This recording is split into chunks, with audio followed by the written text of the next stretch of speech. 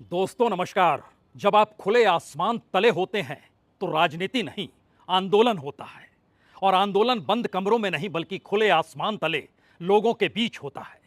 इस देश में राजनीति भी क्या खुले आसमान तले लोगों के बीच आंदोलन की तर्ज पर की जा सकती है?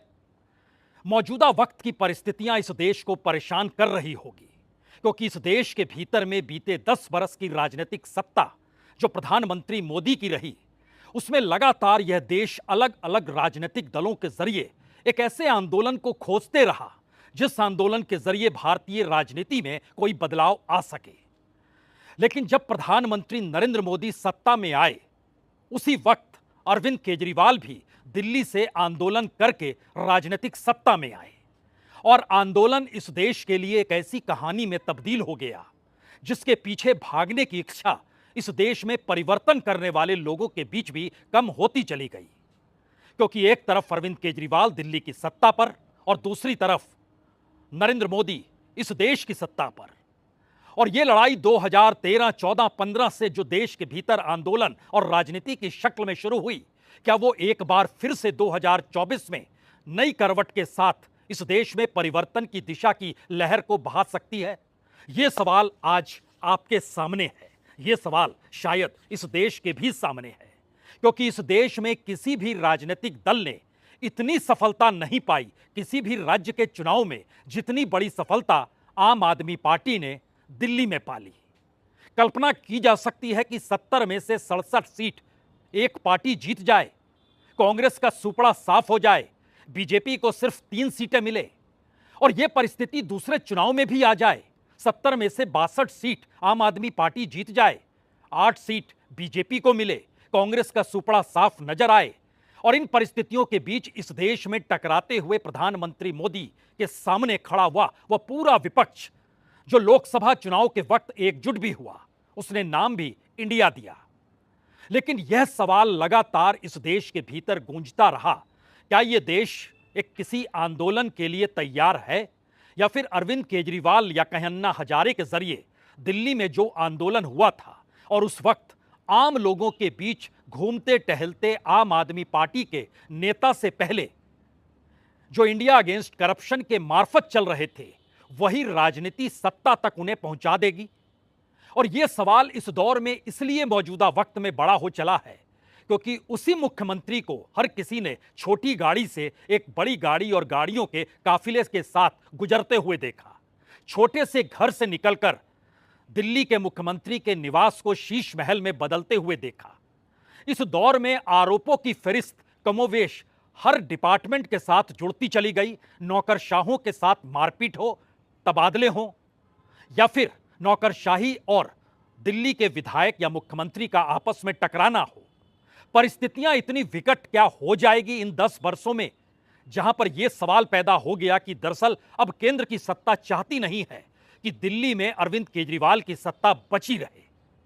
इसीलिए आरोपों की फहरिस्त में सत्येंद्र जैन जेल गए, इसी आरोपों की फहरिस्त में मनीष सिसोदिया जेल गए, इसी आरोपों की फहरिस्त में संजय सिंह जेल गए और इन्हीं आरोपों की फहरिस्त के चलते अरविंद केजरीवाल यानी दिल्ली के सीएम को भी जेल जाना पड़ा। एक एक करके सभी जेल से निकले, सत्येंद्र जैन वहीं पर है। लेकिन आरोपों की फहरिस्त में सीबीआई और ईडी इस देश में सबसे बड़े खलनायक के तौर पर उभरी। और सवाल दिल्ली का नहीं हुआ, पहली बार सवालों के केंद्र में केंद्र की सत्ता यानी मोदी सत्ता आकर खड़ी हो गई, जिसके सामने समूचा विपक्ष हाथ में हाथ मिलाकर खड़ा था। और यह सवाल इस देश में लगातार बड़ा होते चला जाता रहा कि दरअसल जिस राजनीति को नरेंद्र मोदी साधते हैं, जिस राजनीति को अमल में लाने का काम देश के गृह मंत्री अमित शाह करते हैं, क्या उनसे राजनीतिक तौर पर दो दो हाथ किए जा सकते हैं, या फिर अतीत के आंदोलनों को दोहराने की जरूरत आ पड़ी है? उस दौर को याद कीजिएगा तो हो सकता है आपको जंतर मंतर याद आए, हो सकता है आपको रामलीला मैदान याद आए, हो सकता है आपको दिल्ली से सटा हुआ एनसीआर का इलाका और वहां पर कौशाम्बी में एक छोटा सा घर, वह भी याद आए। वो दौर वाकई अलग था, ये दौर वाकई अलग है। उस दौर को मौजूदा दौर में कैसे लाया जाए? क्या इन 10-12 वर्षों में सिर्फ एक ही चेहरा आम आदमी पार्टी का रहा और उस पार्टी का मतलब अरविंद केजरीवाल है? और अरविंद केजरीवाल के चेहरे को अगर आप गायब कर दीजिए तो आम आदमी पार्टी कहीं नहीं है। बावजूद इसके उस चेहरे के इर्द गिर्द विधायक छिटके नहीं, उस चेहरे के इर्द गिर्द उनका अपना कैडर छिटका नहीं, कार्यकर्ता जुटे रहे।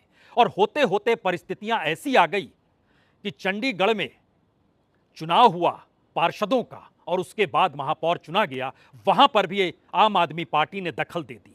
दिल्ली के भीतर म्युनिसिपल चुनाव हुए, वहां पर भी उसकी सत्ता लौट आई।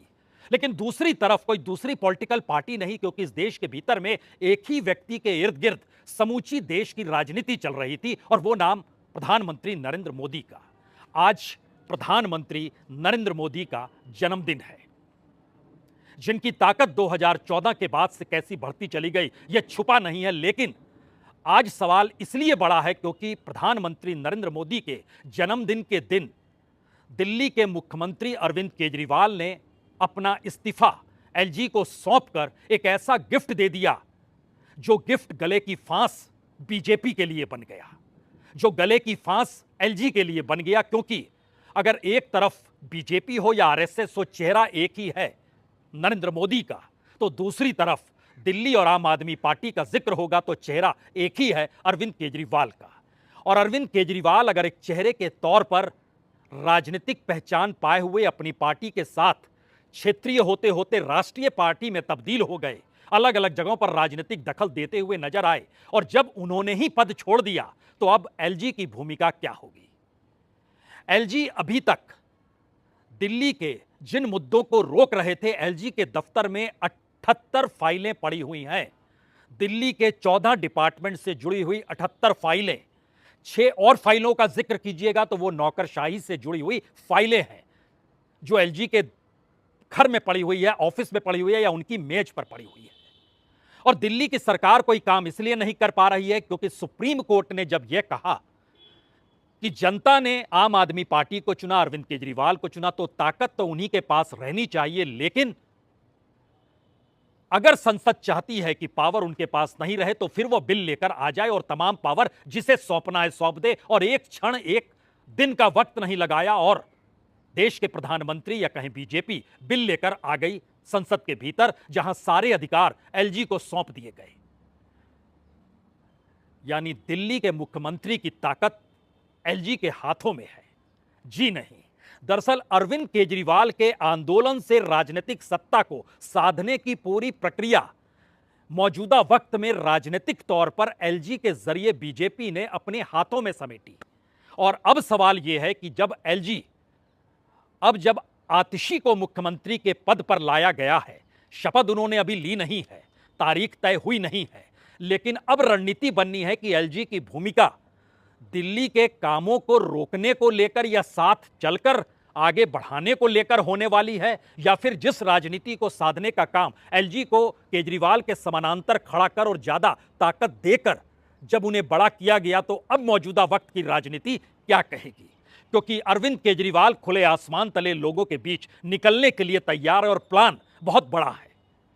उस प्लान पर हम आए उससे पहले नई मुख्यमंत्री आतिशी, जिन्होंने शपथ अभी ली नहीं है, लेकिन इसका एहसास करा दिया कि अरविंद केजरीवाल की राजनीति का मतलब है क्या, और उनके आंदोलन के दौर की परिस्थितियों से उनके मुख्यमंत्री बनने तक को लेकर दिल्ली की जनता अगर उनके साथ खड़ी हुई तो दोबारा वो परिस्थितियां दिल्ली के भीतर जीवित होने वाली है। यह संकेत आज आतिशी ने दे दिए। अगर अरविंद केजरीवाल जैसा ईमानदार मुख्यमंत्री नहीं होगा तो दिल्ली में बिजली फ्री नहीं मिलेगी। अगर अरविंद केजरीवाल जैसा मुख्यमंत्री नहीं होगा तो सरकारी स्कूल नहीं अच्छे होंगे। अगर अरविंद केजरीवाल जैसा मुख्यमंत्री नहीं होगा तो मोहल्ला क्लिनिक बंद हो जाएंगे। अगर अरविंद केजरीवाल जैसा मुख्यमंत्री नहीं होगा तो महिलाओं को फ्री बस यात्रा नहीं मिलेगी।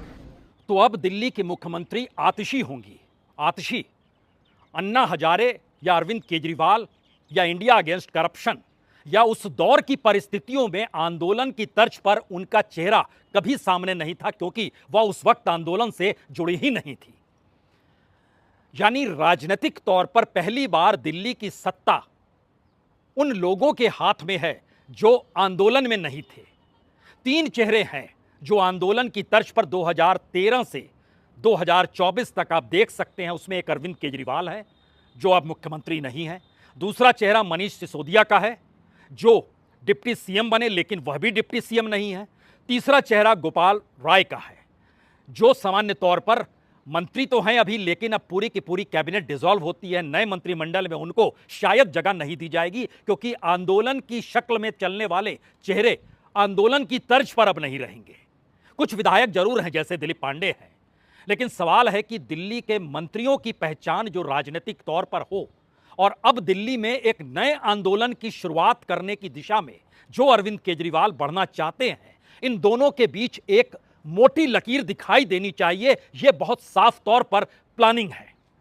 यह एक ऐसी योजना है जिसमें आपको एक क्षण के लिए 2013, 14, 15 उस दौर के आंदोलन के वक्त याद आने लगेंगे, और राजनीतिक तौर पर मौजूदा वक्त की दिल्ली सरकार को रोकने का जो भी प्लान अपने तौर पर, चाहे वो एलजी के जरिए बनाया गया हो, चाहे सीबीआई और ईडी या आईटी के नोटिसेस के जरिए बनाया गया हो। और इतना ही नहीं, इस दौर में कैसी कैसी घेराबंदी, जो कि विभव कुमार, जो कि पीएस, उन तक भी पहुंच गई, ये सारे सवाल हैं। क्योंकि अलग सवाल यह है कि दिल्ली में मौजूदा वक्त में अरविंद केजरीवाल की सत्ता नहीं है, लेकिन मौजूदा वक्त में अरविंद केजरीवाल के आंदोलन और उनके कार्यों के जरिए निकली हुई दिल्ली में आम आदमी पार्टी की सरकार है। वक्त सिर्फ 3 महीने का है। जनवरी में नोटिफिकेशन होगा, जो 26 जनवरी के करीब नोटिफिकेशन आ जाएगा। हालांकि चुनाव आयोग सक्रिय है राजनीतिक तौर पर, सरकार सक्रिय है राजनीतिक तौर पर, यह परखने के लिए कि आंदोलन दोबारा खड़ा हो या आंदोलन की शक्ल में राजनीति दोबारा खड़ी हो खुले आसमान तले। उससे पहले चुनाव की दिशा में बढ़ा जाए या ना बढ़ा जाए, यह चुनाव आयोग को भी तय करना है, और उसका दिशा निर्देश या पूरी की पूरी राजनीतिक जमीन को मापना किसे है, तो मौजूदा मोदी सरकार को मापना है। यानी इस दौर में राजनीतिक परिस्थितियों के विपरीत परिस्थिति एक झटके में अरविंद केजरीवाल ने बीजेपी सरकार के सामने लाकर रख दी। उनके पास ना कोई चेहरा है, ना नेताओं की वो कतार है, ना कैडर है, एमसीडी भी गंवा चुके हैं। निशाने पर केजरीवाल, जिनके पास अब सत्ता नहीं। दिल्ली के कार्यों को लेकर क्या होगा, क्योंकि 14 मंत्रालय तो पहले से आतिशी संभाल ही रही थी जब सबको जेल में डाल दिया गया। यानी अब उस एलजी की राजनीतिक पहल नहीं, बल्कि उनकी अपनी गवर्नेंस के तौर तरीकों के दरवाजे पर तो ताला लग गया। अब वो किसे साधेंगे, कैसे साधेंगे? आतिशी आई, पिछली बार चुनाव में कालका जी से जीती, इस बार मुख्यमंत्री बन गई। यहां से नहीं, यहां भी स्टीफन से भी पढ़ी और ऑक्सफोर्ड में भी पढ़ी है, जहां से मास्टर्स की है, एजुकेटेड है। उनके साथ आप धर्म और जाति की राजनीति जोड़ नहीं सकते हैं, जिसके आश्रय आप कहें कि इसको जोड़ने का प्रयास किया गया, ऐसा भी कुछ नहीं है। तो यह एक ऐसी परिस्थिति पहली बार दिल्ली के इर्द गिर्द की उस राजनीति को घेर रही है या कटघरे में खड़ा कर रही है, जहां पर इससे पहले अलग अलग तरीके से केजरीवाल को घेरने के प्रयास जरूर हुए, लेकिन पहली बार कि अब खुद प्रधानमंत्री मोदी की राजनीति इस दायरे में आकर फंस गई। यह सवाल 3 लहजों में सबसे बड़ा है। पहला सवाल तो यह है कि दिल्ली के स्कूल, दिल्ली के अस्पताल, दिल्ली में फ्री बस सर्विस, दिल्ली में बुजुर्गों का ध्यान, दिल्ली में झोपड़पट्टियों के लिए राहत की व्यवस्था, दिल्ली के भीतर मिडिल क्लास का अरविंद केजरीवाल से दूर का रिश्ता बनाना, दूर हो जाना। और इन सब के बीच बीजेपी की अनूठी राजनीति के केंद्र में बीते 10 वर्षों से आम आदमी पार्टी नहीं, अरविंद केजरीवाल ही रहे। अरविंद केजरीवाल का नाम जब जब बीजेपी ने नहीं लिया, किसी ने समझा ही नहीं निशाना किस पर साधा जा रहा है।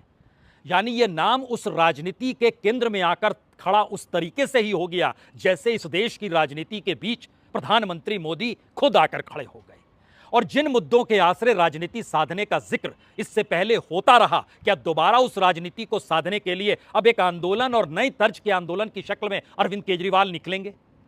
हमें लगता है यहां कुछ चंद तस्वीरें आपको पुराने दौर की देखनी चाहिए, आपके दिमाग में याद ताजा हो जाएगी।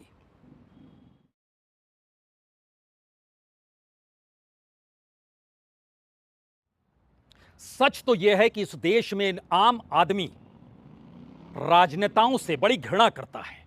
पॉलिटिशियंस उसको अच्छे लगते नहीं हैं, क्योंकि उसे पता है हर पॉलिटिशियन एक ही तर्ज का होता है। अरविंद केजरीवाल भी जब आंदोलन की शक्ल में राजनीति में बढ़ने की कदम बढ़ा रहे थे, उस वक्त उनके निशाने पर जो टॉप 15 नेता थे सभी कांग्रेस के थे। आज की तारीख में वो कांग्रेस के साथ खड़े हैं। उस दौर में जो भी करप्शन के चार्जर जिन भी नेताओं पर उन्होंने लगाए, आज की तारीख में वो साथ खड़े हैं। लेकिन भारत के भीतर राजनीति को भावनात्मक तौर पर लेते हुए राजनीतिक सत्ता तक पहुंचाने की परिस्थितियां अक्सर आंदोलन की शक्ल में निकलती है, और वो आंदोलन लोगों की भावनाओं के साथ जुड़ जाता है। इसीलिए दिल्ली में हुआ अन्ना का आंदोलन, 77 में हुआ जयप्रकाश नारायण का आंदोलन, या इस देश के भीतर मंडल कमंडल की राजनीति भी एक आंदोलन की शक्ल में निकली, जिसने इस देश की राजनीतिक सत्ता को ठुकराया सत्ता पाने के लिए। और संपूर्ण क्रांति का नारा भी जेपी देकर चले गए। और उस दौर में जेपी ने कहा था कम से कम अपने साथ जाति ना रखो।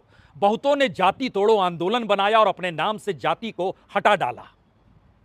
मोहन प्रकाश कांग्रेस के नेता हैं, लेकिन उनका पूरा नाम आप भी नहीं जानते होंगे। वह भी जेपी आंदोलन से जुड़े हुए थे और उनसे जब बात कीजिए तो वो इस बात को कहने से कतराते नहीं है। छोड़िए, उस दौर में जो जाति का विरोध कर रहे थे, मौजूदा वक्त में वही अपनी जाति के नाम पर राजनीति करते हैं। तो दिल्ली में अब जाति के नाम की राजनीति भी चूक गई, क्योंकि आतिशी की जाति और आतिशी के धर्म को लेकर राजनीति आप साध नहीं सकते हैं। लेकिन मौजूदा वक्त में आंदोलन इस देश की राजनीति को दिशा दिखाते आया है। इसीलिए अब आने वाले दिनों में जब छोटी गाड़ी पर आपको अरविंद केजरीवाल नजर आएंगे, जो दिल्ली की बस्तियों में छोटी छोटी गाड़ियों में मारुति 800 पर जाते हुए आपको दिखाई दे, तो क्या आप उस नीली गाड़ी को याद करेंगे जो 2013-14 में वो घुमा करते थे? इस दौर में वो 2 कमरे के मकान में शिफ्ट करेंगे, क्या आपको याद आएगा कौशाम्बी का सरकारी घर, या उसके बाद एक छोटे से घर में उनका शिफ्ट होना और उनका कहना मैं इसे शीश महल नहीं बनाऊंगा, मैं किसी शीश महल में ट्रांसफर नहीं होऊंगा? क्या आपको वो याद आएगा? या इस दौर में वो तमाम राजनीति फेल हो गई जो कहती रह गई कि जनता को हम क्या क्या देंगे? और इस देश के भीतर की राजनीतिक सच की परिस्थिति यह है कि जो भी ऐलान किसी भी पॉलिटिकल पार्टी ने किया, चाहे मुफ्त बिजली का हो, मुफ्त पानी का हो, लाभार्थी के तौर पर बैंक खाते में पैसा पहुंचाना हो, महिलाओं को कोई 1000 दे रहा है, कोई 1200 दे रहा है, कोई 1500 रुपए दे रहा है, अगर इसकी शुरुआत सही मायने में परखें या समझे तो दिल्ली में अरविंद केजरीवाल की उस राजनीति के साथ शुरू हुई, जहां पर उन्होंने बहुत साफ तौर पर कहा पैसा कॉरपोरेट को क्यों, बड़े लोगों को क्यों, आम लोगों को क्यों नहीं? जो रेवेन्यू मिलता है उसका बड़ा हिस्सा उन्हें क्यों नहीं दिया जा सकता है? और इस राजनीति का कोई अंत नहीं था और यह धीरे धीरे इस देश के लोगों की नसों में दौड़ने लगा। एक ऐसी परिस्थिति भारत की राजनीति में पहली बार आई जहां पर यह बड़ा मुद्दा बन गया और इस मुद्दे को उठाने से कांग्रेस चूकी नहीं कि कॉरपोरेट को 16 लाख करोड़ रुपए माफ और इस देश के किसानों को कुछ माफी नहीं। राहुल गांधी खुले तौर पर कह गए मैं आऊंगा सत्ता में तो सारा पैसा, मैं उतना ही पैसा जनता के बीच बांट दूंगा। कमोवेश यही राजनीति अपने तौर पर केजरीवाल ने अपनाई। लेकिन सवाल यहां बीजेपी या आम आदमी पार्टी के टकराव के बीच आरएसएस का भी आया। आरएसएस ने भ्रष्टाचार के खिलाफ केजरीवाल के उस आंदोलन को उस दौर में मदद की, उस आंदोलन को धीरे धीरे पनपाया। लेकिन उस दौर में यह कहा जाने लगा बीजेपी के भीतर कि क्यों नहीं अपने तौर पर अपने प्रयोग करने होंगे। और तब उस दौर को याद कीजिएगा तो हिंदुत्व का एक शब्द नहीं था, हिंदू मुस्लिम का एक शब्द नहीं था। हम 2013-14 का जिक्र कर रहे हैं जब नरेंद्र मोदी प्रधानमंत्री पद के लिए चुनाव मैदान में थे। सिर्फ विकास का जिक्र था, कांग्रेस निशाने पर थी, उसी तर्ज पर निशाने पर थी जिस तर्ज पर आम आदमी पार्टी या केजरीवाल ने उन्हें निशाने पर लिया था। उस दौर में जो डेवलपमेंट की पूरी प्रक्रिया थी, आज की तारीख में वो पूरी राजनीति 180 डिग्री में विपरीत आकर खड़ी हो गई और लगने लगा इस देश के भीतर नफरत कोई फैला रहा है और उसके काउंटर में मोहब्बत की दुकान का जिक्र है। तो ऐसे में केजरीवाल की राजनीति फिसल रही है। केजरीवाल उन वोटरों से क्या दूर हो रहे हैं? और कहते हैं ना आसमान में मौसम बदलते चला जाए लेकिन राजनीति बदलती नहीं है, नेता बदलता नहीं है। तो क्या केजरीवाल ने 2015 के दाव को एक बार फिर से पुनर्जीवित कर 2025 में आजमाने की कोशिशें 2024 के अंत से शुरू कर दी? जब उन्होंने इस्तीफा दिया वो जान रहे हैं कि दरअसल ये देश अभी भी उन्हीं परिस्थितियों में अटका हुआ है और वो जब किसी समाज सेवी की तर्ज पर या किसी आंदोलनकर्ता की तर्ज पर या अपनी ईमानदारी के चोगे को उठाए हुए वो लोगों के बीच जाएंगे तो उन्हें वोट मिल जाएंगे। ये सवाल तो है। अक्सर कहा जाता है काठ की हांडी बार बार नहीं चढ़ती है, लेकिन नई मुख्यमंत्री भी आई तो उन्होंने कहा ये मुझे आप माला मत पहनाइए, ये मुख्यमंत्री का पद ही केजरीवाल के लिए है, वही मुख्यमंत्री हैं, वही थे, वही रहेंगे। मैं तो सिर्फ इस दौर में आई हूं जब केंद्र सरकार ने उन्हें फंसाया और सत्ता से दूर करने की पूरी चक्रव्यूह रचना रच डाली, इसीलिए मैं हूं। मेरा अपने सभी कार्यकर्ताओं से, सभी विधायक साथियों से, दिल्ली के लोगों से बस एक ही अनुरोध है, आप में से कोई मुझे बधाई मत दीजिएगा, आप में से कोई मुझे माला मत पहनाइएगा, क्योंकि मेरे लिए और मुझे लगता है सभी दिल्ली वालों के लिए ये एक बहुत दुख की घड़ी है कि दिल्ली के चहेते मुख्यमंत्री को आज इस्तीफा दिया है।